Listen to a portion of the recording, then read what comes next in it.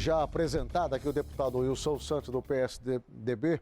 Bem, o senhor terminou aqui a sua fala antes do intervalo comercial, falando duramente contra o governo atual, o governo federal de Dilma Rousseff, continuidade, obviamente, do governo Luiz Inácio Lula da Silva. Como é que o senhor está analisando esse cenário nacional, antes de entrarmos nas questões aqui do Estado, uma vez que nós estamos sofrendo uma verdadeira avalanche de informações negativas, brigas no Congresso Nacional, Câmara Federal, PMDB, numa verdadeira queda de braço entre eles e com o governo federal, aumento de combustível, nós estamos vendo esse caos na área da saúde, corte de repasses para municípios e tantas outras promessas que foram feitas ao longo dos últimos anos e que nós sabemos que não vão se tornar realidade. Como é que nós podemos avaliar o cenário nesse exato momento em que o Brasil hoje é tido como um país excluído do bloco do primeiro mundo? Você já disse tudo, né, Corbelino? Eu penso que o governo do PT e seus aliados já foi longe. Um ciclo de 13 anos, né? 13 anos. E o partido não conseguiu implementar na prática aquilo que defendia na teoria, né? O PT foi fundado em cima de alguns fundamentos. Um deles, a ética. Que tinha que limpar o Brasil, que chega de ladrões, de vagabundos. E nunca se viu tanto roubo na história republicana como nos últimos 13 anos. E olha que nós não vimos nem 10%. Muita coisa ainda virá à tona. Certo? Quebraram a Petrobras, deram um prejuízo aí de mais de 500 bilhões de reais na Petrobras. Fizeram negociata, deixaram a Bolívia tomar as instalações da Petrobras lá. Compraram Passadina num esquemão para ganhar dinheiro. O Brasil, que já foi autossuficiente na produção de petróleo, não é mais. O pré-sal que anunciaram que era uma revolução mundial, não está acontecendo. Gasta-se mais para explorar o petróleo do que ele vale. Na área da educação, um fiasco, né? As crianças cada vez sabem menos, aprendem menos. A escola ensina cada vez menos.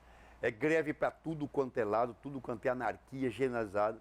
Falavam tanto em reforma agrária, tá aí milhares de famílias na beira da estrada, acampada, não resolveram coisa nenhuma de reforma agrária. A grande maioria dos assentamentos é improdutiva, não produz coisa nenhuma, a maioria vivendo de Bolsa Família. E quando você analisa os fundamentos econômicos, aí é pior. 2 dígitos, mais de 10%. Porque essa inflação que fala é mentira. Com certeza. Quando a dona de casa vai ao supermercado, vai à feira, lá que está a verdadeira inflação. 15%, 20%. Tem produtos aí, hortifruti granjeiros, Corbelino, que subiram mais de 30% do ano passado para cá. Como é que não tem inflação?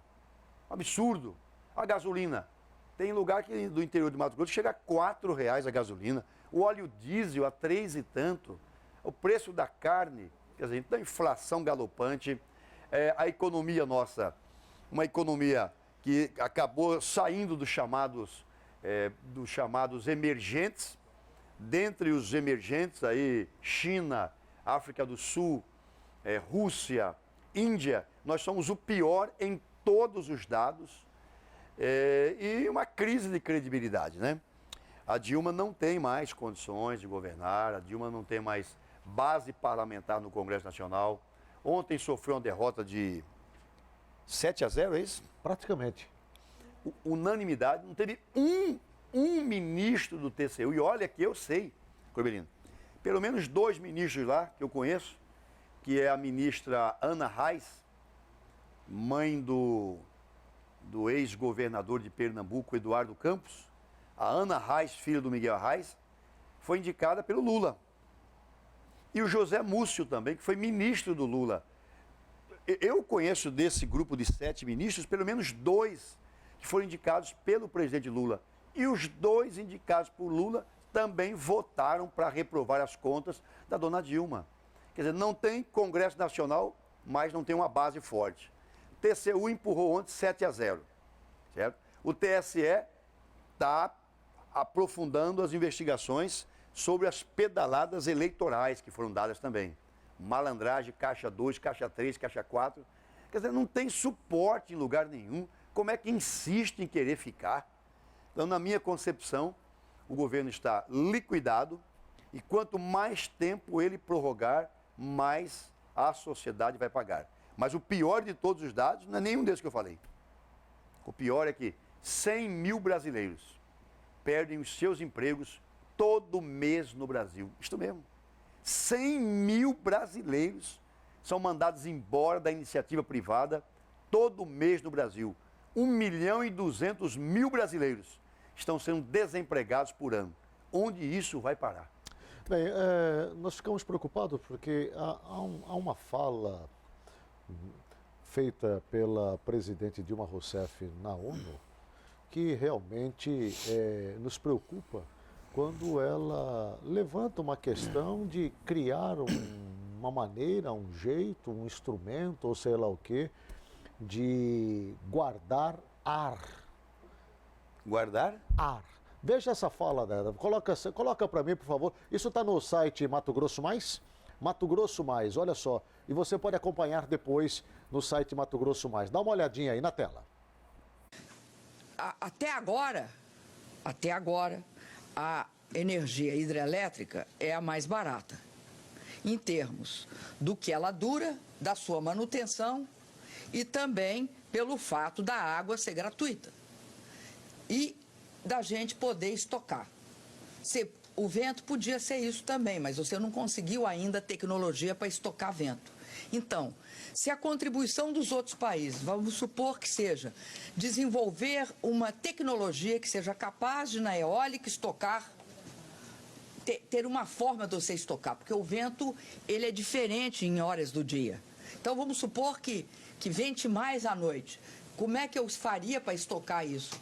Hoje, nós usamos as linhas de transmissão. Você joga de lá para cá, de lá para lá, para poder capturar isso. Mas se tiver uma tecnologia desenvolvida nessa área, todos nós nos beneficiaremos, o mundo inteiro.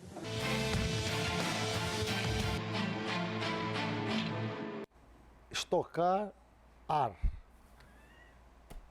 Olha, eu até tenho dúvida se esse vídeo é real.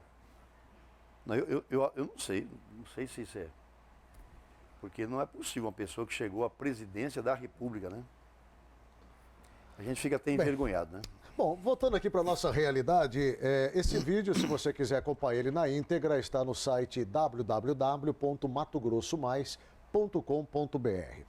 Wilson Santos, deputado, né, essa semana o Parlamento do Estado se reuniu para a segunda votação do Plano Plurianual para os exercícios de 2016 a 2019. E os valores ali definidos foram na ordem de 75,9 bilhões de reais, que dá uma média anual aí de 19 bilhões de reais. Estes recursos vão atender às expectativas e às necessidades dos múltiplos setores do Estado? Não. É um plano plurianual, o nome é bonito, né? Plano plurianual, para os próximos 4 anos, 2016 a 2019. E a previsão é de que o Estado arrecade aí quase 80 bilhões de reais. Isso dividido em 4 anos, daí o que você falou, 19 bilhões em média. Essa é a previsão. Lembrando que ano que vem o orçamento previsto é da ordem de 16 bilhões de reais. 16 bilhões e meio. Então aí há toda uma previsão com a expectativa de inflação, de correções. Mas o grosso desse dinheiro, posso te afirmar, 95%, no mínimo, já está tudo engessado. É pagamento de folha de salários, encargos sociais, dívidas do Estado. Então, desse montante gigantesco, nem 5% será investido mesmo em rodovias, pavimentação, hospitais. Não tem dinheiro para isso. A menor parte, que é a área de investimento. O grosso, mais de 90%, fica com gastos com salários, encargos sociais, pagamento de dívidas, pagamento de empréstimo da Arena Pantanal, pagamento de empréstimo do VLT, pagamento de empréstimo do MT integrado, pagamento de empréstimo de projetos de pontes. Então, o grosso de tudo isto aí não será usado para investimento. Dou um exemplo. Ano passado, que as contas já estão fechadas, Cobelino, o Estado gastou 8,5 bilhões de reais aproximadamente com salários e apenas 1,8 bilhão com investimentos. Então, o grosso desse dinheiro, tudo aí, a grande parte dele, mais de 95%, será investido em salários de servidores, em cargos sociais, pagamento de dívida com a União e pagamento e custeio da máquina. E como fica a área da saúde, a área da educação, a área da infraestrutura, a área de planejamento do Estado, de um modo geral? Então o senhor já está falando aí, já para a população, de que não adianta criar nenhuma expectativa de um grande avanço na área de desenvolvimento do Estado por conta desse comprometimento orçamentário? Infelizmente, essa é a verdade. Infelizmente, o Estado mato-grossense e o Brasil, infelizmente, gastam quase tudo que é arrecado do contribuinte com a máquina. Infelizmente, essa é a verdade. O Brasil vai pagar esse ano quase 500 bilhões de reais só de juros da dívida interna.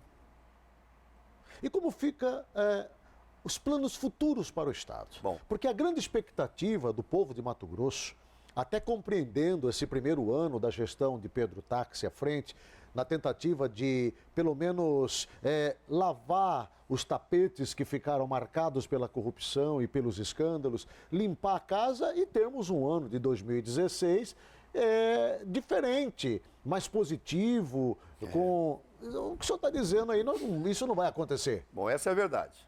A verdade é essa, e o tempo vai passar, os meses vão avançar, e vocês vão ver que a realidade é essa. Agora, o governo Pedro Táxi tem tomado medidas corretas, Cobelino. Por exemplo, ele acabou com 1.057 cargos políticos. Extinguiu os chamados DGAs, os cargos comissionados. Acabou com mais de 3.000 contratos na educação. Só essas duas medidas permitem ao governo uma economia de mais de 100 milhões de reais por ano. Em 4 anos serão mais de 400 milhões de economia. O governo está gastando 35% em média a menos no seu custeio. Gasto com energia, com fotocópia, com diária. Já conseguiram essa redução?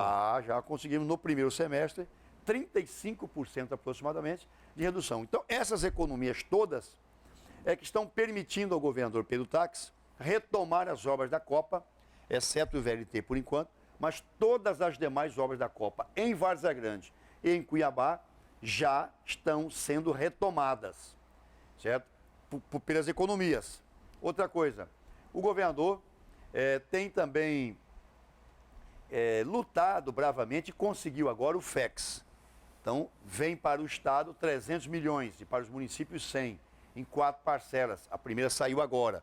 FEX relativa do 2014, ano passado. Que é o Fundo de Exportação. E como o governador, ele sempre diz, e é verdade, ele não rouba, não deixa roubar e vai buscar quem roubou, então aquele percentual costumeiro, né, ilegal, imoral, de roubo, aquele não existe mais.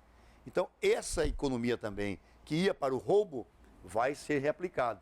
50 milhões para o novo pronto-socorro e hospital de Cuiabá. Tá? Ele já passou uma parcela de quase 6 milhões, a cada 60 dias vai passar uma parcela dessa. Ao final, o governo Pedro Táxi terá colocado no hospital e novo pronto-socorro de Cuiabá 50 milhões. Vem colocando 24 milhões por ano no Hospital São Benedito, que são 2 milhões por mês. Vem colocando. Já está ajudando a UPA de Várzea Grande, tá? Já aumentou quase 60 novos leitos de UTI no estado, em Sinop, em Rondonópolis, enfim, está recontratualizando os hospitais filantrópicos, beneficência, enfim. Então, e colocou em dia todos os atrasados da saúde. Então, na verdade, o que vai poder fazer, e aí não adianta enganar, é pouco. É pouco. A grande obra do governador Pedro Táxi é pôr ordem na casa, moralizar a atividade política, não roubar, não deixar roubar ir atrás de quem desviou recursos do erário. Essa é a grande obra. Agora, dizer a você que vai sair isto, aquilo, não vou fazer isso. Certo? Há pouco recurso, a capacidade de investimento do governo própria é muito pequena. Mas teremos aí, nesses próximos 3 anos, algo em torno de 2.000 novos quilômetros de asfalto. Algumas MTs serão terceirizadas, concessionadas. Teremos aí uma expansão também, uma melhoria muito grande na educação do Estado. E as 3 áreas prioritárias são educação, saúde e segurança. Para a educação, Corbelino, no ano que vem o governo vai aumentar 11% os recursos. E para saúde e segurança, o aumento será ainda maior, de aproximadamente 25% mais dinheiro para segurança, para a saúde e 11% a mais para a educação. O senhor entrou com uma proposta de emenda constitucional aí, uma PEC de um incremento de 0,5% ao ano a ser dirigido para a educação do Estado de Mato Grosso. Positivo. Como é essa emenda à Constituição? E aí a experiência nos ensina, Corbelino. Os constituintes mato-grossenses de 89 estabeleceram que Mato Grosso destinaria 35% das suas receitas correntes líquidas para a educação. Essa Constituição, ela é de 1989. Passaram-se o quê? 26 anos, é isso? Sim. Nunca nenhum governador que por aí passou conseguiu chegar a esse patamar. Porque não dá mesmo para saltar de 25 para 35 de um ano para o outro. Então, o que eu fiz? Eu fiz uma emenda à Constituição escalonando esse crescimento. Então, nós vamos chegar a 35% daqui a 20 anos. Só que nós não vamos ficar parados, nem vamos dar um salto. A cada ano, 0,5% a mais. Vai que não sente tanto. Por exemplo, para o ano que vem, considerando uma receita corrente líquida de 13 bilhões, a SEDUC, que é a Secretaria de Estado de Educação, receberá um incremento de mais ou menos 65 milhões novos. Porque ano que vem, a educação já terá que ter 25,5%. Em 2017, 26%. Em 2018, 26,5%. Em 2019, 27%. Em 2020, 27,5% e assim até chegar em 2035 para fechar com 35%. Eu acho que é importante colocar dinheiro para a educação. Com certeza. Vai ajudar bastante, principalmente na área da infraestrutura, da educação que está precária. É verdade. O senhor falou minutos atrás que a missão do governador é estancar a roubalheira. Né? Isso já demonstra claramente, e ele tem dito isso, que não aguenta mais ficar apagando incêndio de coisas erradas do passado. Nós estamos em meio a uma CPI, Comissão Parlamentar de Inquérito, que investiga, obviamente, a sonegação fiscal, a qual o senhor também faz parte. Né? E tivemos aí essa semana a presença do ex-governador Silval Barbosa do PMDB, que não falou absolutamente nada, a não ser das boas obras que ele fez.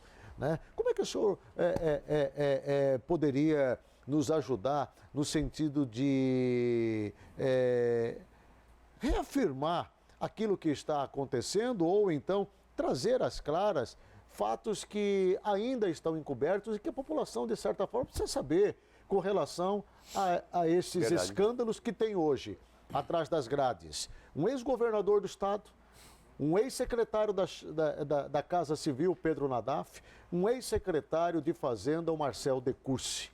Aonde nós vamos parar? Quem mais vai engrossar essa lista? É só os 3 ou a quadrilha ainda é maior? Você pode multiplicar pelo menos por mais 10. Pode tranquilamente multiplicar por mais 10, porque o governador não vai parar. Não vai ficar pedra sobre pedra. A determinação é ir fundo e cumprir a promessa de campanha que não iria roubar, não deixaria roubar e vai buscar quem roubou. Então não tenham dúvidas, é impressionante a determinação do governador Pedro Táxi. Aqueles céticos, aqueles que não acreditam mais em nada, estão começando a repensar, porque estão diante de um governo cuja grande obra será a moralização da atividade pública. O governador Pedro Táxi, que está por trás de todas essas ações, que culminou com a prisão desses 3 desses 3 servidores públicos do alto escalão do Estado? Olha, é claro que deputado quem Wilson pede Santos? a prisão é o Ministério Público. Sim, E quem determina a prisão é o Judiciário. certo. E quem executa a prisão é a polícia. Sim, Mas o governo do Estado, através da Controladoria Geral, a CGE, comandada pelo senhor Ciro, gente nossa, pé rachado, povo do Barão de Melgaço, filho de Neto, ex-prefeito, gente nossa, tem feito um trabalho extraordinário.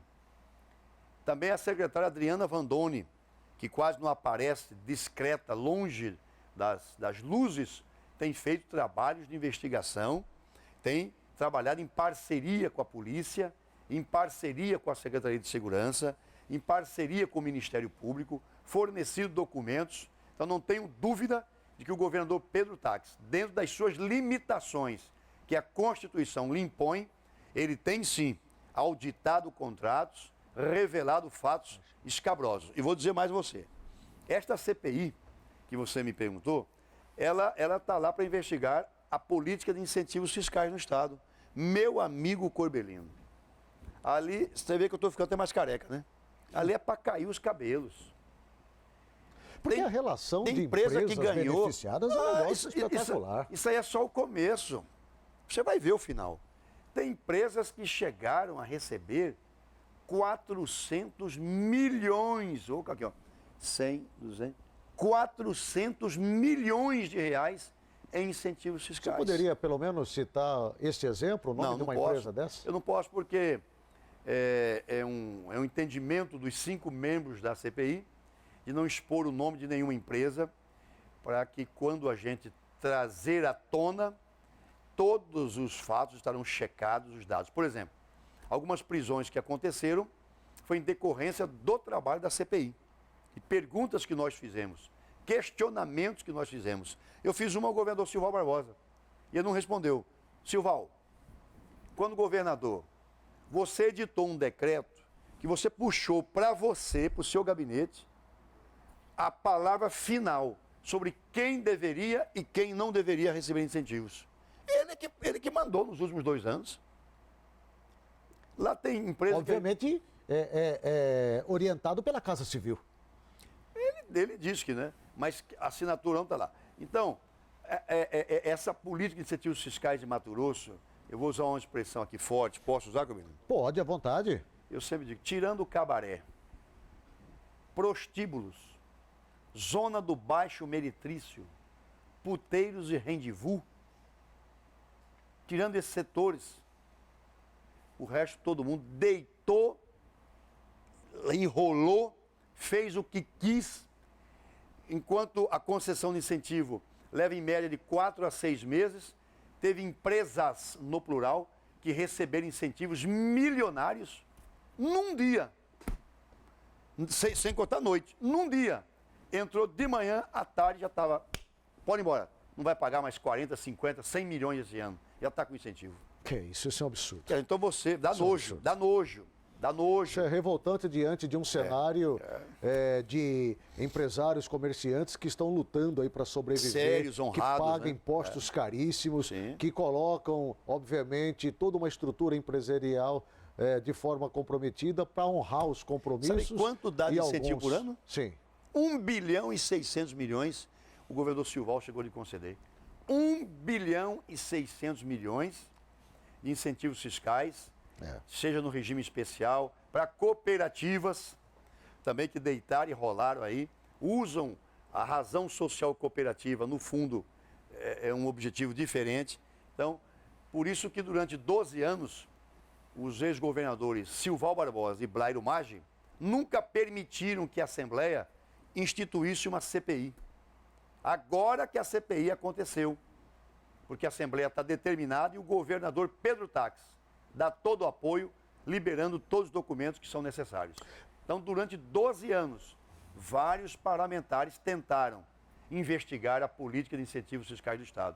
E não houve não houve eco no Palácio Paiaguás.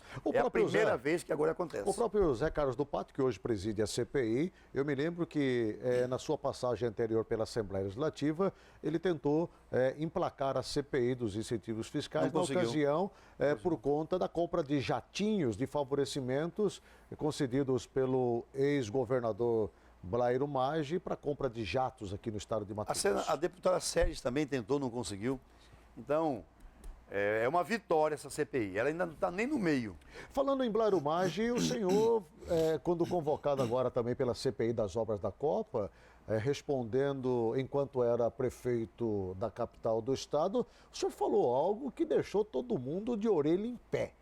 O senhor disse, tem essa chamada aí, tenha lá no site, lá, tem isso daí, porque está no site Mato Grosso Mais, que o senhor disse que o ex-governador do estado, Blairo Maggi, e o atual senador, ele já sabia que Cuiabá ia ser escolhido como sede da Copa muito tempo antes disso ser votado, apresentado, sorteado, tornado público. Como é que é isso daí? Como é que ele pôde saber antes? Como é que funciona essa situação também na FIFA, na CBF, enfim? Bom, aí tem duas verdades. Primeiro, eu fui convocado também para depor na CPI das obras da Copa, da qual, inclusive, eu faço parte, eu sou membro suplente. E lá, então, eu apresentei um artigo que eu escrevi no dia 12 de junho de 2014. Então, na verdade, não é novidade. É porque as pessoas não leem, né? Depois que eu trouxe para a CPI é que virou todo esse fervoroso. Na verdade, há uma carta escrita pelo senhor João Avelange, ex-presidente da CBD e ex-presidente da FIFA por quase 20 anos, onde ele comunica ao então governador Maggi de que ficasse tranquilo que já estava assegurada uma das sedes para a Copa 2014 para Cuiabá, no chamado contexto do Pantanal. Então esse documento existe e eu fiz um artigo sobre esse documento. E esse artigo foi publicado no jornal A Gazeta no dia 12/6 de 2014. E na CPI eu fui indagado sobre esse artigo e eu respondi a verdade. E a outra verdade que a CPI me perguntou é se eu tinha conhecimento como prefeito de escândalos, de corrupção, de propina para trazer a Copa para Cuiabá. Eu disse, isso não. Isso eu garanto que não houve. Não houve esquema, não houve propina. Na minha concepção, Cuiabá ganhou pela amizade que o Agripino Bonilha, o senhor Bonilha, tinha e tem com o João Avelange. O João Avelange é padrinho do Bonilha, padrinho de casamento, padrinho político, e os dois têm uma relação de pai e filho. E o Bonilha foi quem criou a ideia de termos mais duas novas sedes, uma para atender o Pantanal e a outra para atender a Amazônia. E essa tese, ela foi absorvida pelo João Avelange, que levou essa tese até a direção nacional da FIFA, internacional da FIFA. A FIFA comprou essa tese, aceitou, e Manaus e Cuiabá venceram na disputa com os seus concorrentes. Então, eu não creio e não tenho conhecimento de que tenha havido propina, corrupção, para que Cuiabá fosse escolhida. Mas eu tenho informações precisas de que o João Avelange encaminhou uma carta pessoal ao governador Blairo Maggi 4 meses antes, dizendo para ele, fique tranquilo, toque as coisas com normalidade, faça a cara de surpresa quando o anúncio for mas, feito. Com todo respeito, só joga por terra ainda mais o descrédito da FIFA, da CBF. Que já não está com quase nada. Que já não tem mesmo, porque isso é incabível, isso é um absurdo e é inaceitável. Mas, enfim, o senhor continua como líder do governo na Assembleia Legislativa, deputado Wilson Santos? Continua. Bom, o que mais se ouve, obviamente, é uma situação que começa a preocupar agora duas alianças, ou uma aliança, como queira, PSDB e PSB. Sim. De um lado, Pedro Tax, do outro lado, Mauro Mendes. Tudo por conta de que, no meio, começa a surgir o PMDB. E, consequentemente, um nome forte da política de Mato Grosso. Novamente, volto a falar, do senador Blairo Maggi. Há rumores de que Mauro Mendes não abre mão de caminhar junto nas eleições 2016 com Blairo Maggi. Se ele vai estar no PR, nós não sabemos. Se ele vai estar no PMDB, a gente também ainda não sabe como vai ficar definido. E nós somos sabedor de que o PSDB, e principalmente hoje o governador do estado, Pedro Táxi, não caminha junto com essa banda de forma alguma. E isso, obviamente, pode causar, ou se já não causou, uma ruptura nessa aliança. Será que a previsão de Wilson Santos e a sua determinação em que o PSDB tenha chapa pura, inclusive com candidato à prefeitura em 2016, vai se tornar mais realidade ainda? Nós acabamos de filiar o ex-prefeito Roberto França. França já retornou ao PSDB, está a caminho do PSDB, o empresário da área de comunicação, Dorileu Leal. Então esse é o nosso papel, fortalecer o partido, crescer o partido, dar musculatura ao nosso partido. O partido disputa eleições, visa chegar ao poder para colocar suas ideias, seus programas em ação. Eu, quando fui prefeito de Cuiabá, criei o Cuiabá Veste, né? O cursinho pré-vestibular, que colocou mais de 5.000 pessoas nas universidades. Criei o programa Bolsa Universitária Municipal, que colocou mais de 1.000 pessoas nas universidades privadas. Criei o programa Peladão, que envolveu mais de 20.000 atletas e famílias e torcedores, todos devidamente extintos, né, pelo atual prefeito.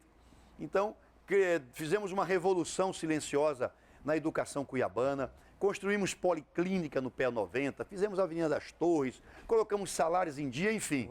Cada um, quando assume o poder, ele tem a oportunidade de colocar aquilo que ele pensa, suas ideias, o que está no estatuto partidário, está no programa.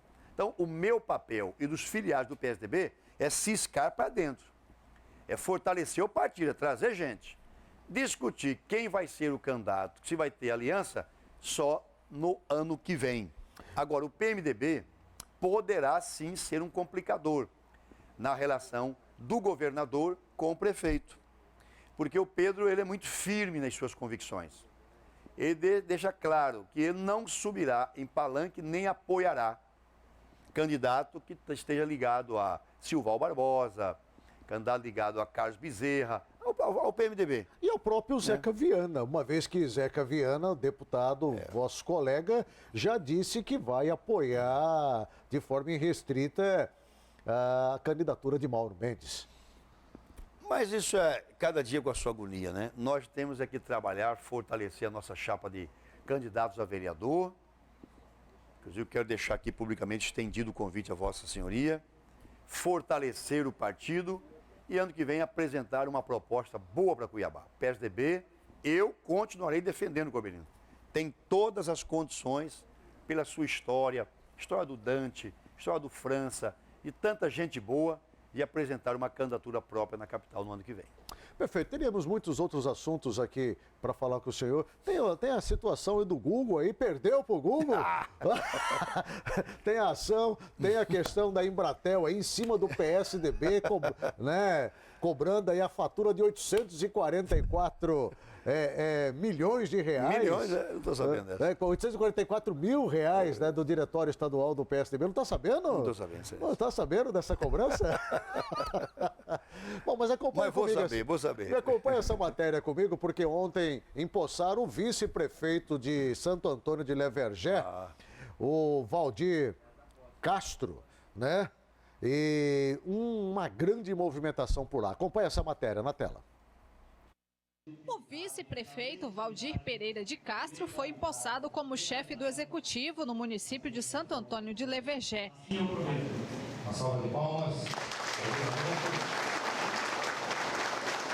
Valdir Castro assumiu a cadeira da prefeitura após a cassação de Valdir Ribeiro, que ficou à frente da prefeitura do município por 2 anos. E diante de uma cassação e CPI, a população compareceu em massa na posse do novo prefeito. O prefeito que deixou o cargo, na verdade, foi cassado, alvo de uma CPI que foi instaurada ainda em agosto deste ano, porque ele passou quase 3 anos sem passar nenhuma informação sobre sua gestão para a Câmara de Vereadores. O prefeito ele tem que responder as informações, os requerimentos desta casa, da Câmara. E durante o ano de 2013, 2014, 2015, o prefeito simplesmente se negou ou dificultou essas informações, o que também nos prejudicou a estar fiscalizando a contento os atos do Poder Executivo. Então, nos levou a abrir essa comissão processante e, durante o decorrer dela, no seu trâmite, o prefeito não teve como se defender para que ele evitasse essa cassação. E foi dado a ele todo o direito de ampla defesa, certo? E mesmo assim ele não conseguiu se defender suficiente para livrar da cassação. Nós, vereadores, temos consciência do que foi essa comissão processante, do que foi essa posse do novo prefeito, que foi todo seguido o rito processual de acordo com o que a lei manda. Então, nada mais do que justo, a Câmara Municipal só fez cumprir a lei e mais nada. Em seu primeiro discurso, o novo prefeito da cidade não pediu paciência à população de Santo Antônio de Levegé, mas pediu confiança. Hoje nós temos uma dívida por ele deixada de mais de 2.250.000 reais, Guilherme. É um desafio para nós estar resolvendo isso daí. Ele apontou o dedo para todos os prefeitos, aos quais eu me solidarizo aqui, ex-prefeito Edinho. Vocês deixaram o seu legado nesse município. Tenho muito respeito por vocês. Vou precisar muito da sua experiência para estar administrando esse município. Após a solenidade na Câmara, prefeito e vereadores fizeram uma caminhada até a prefeitura da cidade, aonde passaram a faixa de prefeito a Valdir Pereira, que na mesma ocasião já nomeou 2 secretários de Finanças e de Obras e também o procurador do município. O prefeito, de 30 anos, é empresário no ramo de postos de combustíveis e já anunciou a realização de auditorias. Temos débitos com o Banco Bradesco, Banco do Brasil, que o prefeito debitou, fez consignado e não pagou esses bancos. Temos débitos com vários fornecedores. Temos um município em lapso, sucateado. Sabemos da nossa dificuldade, vamos trabalhar ao máximo para desenvolver e resolver todos esses problemas. Sobre os salários dos servidores, o novo prefeito garantiu que já tem o recurso para efetuar os pagamentos em breve.